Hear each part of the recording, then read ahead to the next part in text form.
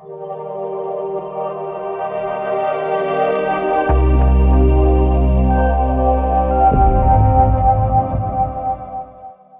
is Keith Berkelhammer and this is Reef Bum TV. Cyano is a common pest that can rear its ugly head when excess nutrients are present.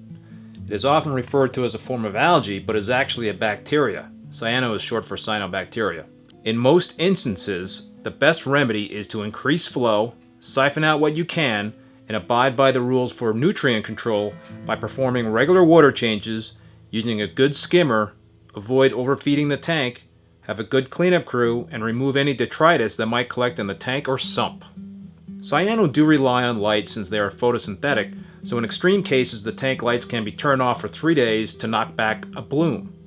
If this option is chosen, one should siphon out as much cyano as possible before the blackout and do a large water change right before the lights go back on. The lack of light can stress out corals, especially SPS, so one does have to be careful. Keep in mind that the cyano will return if the source of the problem is not identified and corrected.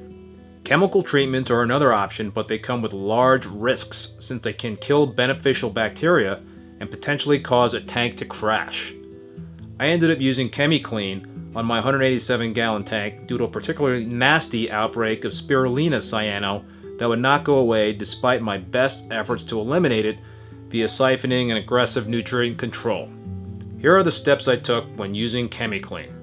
Right before treatment, I took the cup off of my skimmer and let all the air bubbles overflow into my sump. I also added an air stone in my sump. Oxygen levels must be increased when using this product. Secondly, I removed activated carbon. Use of UV and ozone should also be discontinued. As for the dosage amount, I used 1.5 times the recommended amount on the box. I did the treatment for 48 hours. And after the treatment, I performed a 20% water change, and I brought my skimmer and activated carbon back online. I then waited 48 hours, and then I performed a second treatment following the same steps. This process worked for me as it did rid my tank of cyano without harming my corals. However, I do need to include this disclaimer. I am not responsible for any harm to your reef if you follow these steps, so do this at your own risk.